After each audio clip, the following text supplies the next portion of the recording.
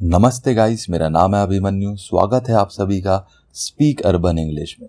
दोस्तों, लाइफ में हमें बहुत बार इन तरीकों के वाक्यों का इस्तेमाल करना पड़ता है। जैसा कि अगर मैं कहूँ, अब तक तो वो खत्म हो गया होगा, अब तक तो वो चला गया होगा, अब तक तो वो सो गया होगा। तो दोस्तों, अब तक तो वो, अब तक तो वो, इन तरीकों के सेंटेंसेस का यूज़ हम अपनी डेली कन्वर्सेशन में बहुत बार करते हैं। तो आज के वीडियो में दोस्तों यही सीखेंगे, इन तरीकों के सेंटेंसेस को इंग्लिश में किस रूल के अकॉर्डिंग आप फॉर्म कर सकते हैं। तो दोस्तों, रूल देखिएगा, बहुत ही सिंपल सा रूल है।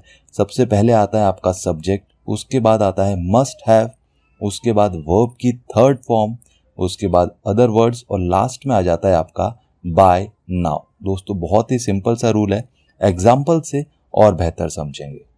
तो पहला एग्जाम्पल है दोस्तों आपका, अब तक तो वो चला गया होगा, अब तक तो वो चला गया होगा। He must have gone by now. He must have gone by now.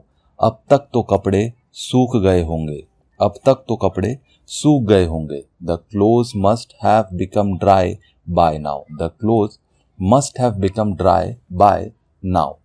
अब तक तो खाना खत्म हो गया होगा, अब तक तो खाना खत्म हो गया होगा। The food must have finished by now. The food must have finished by now.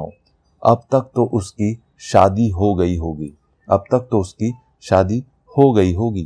She must have got married by now. She must have got married by now.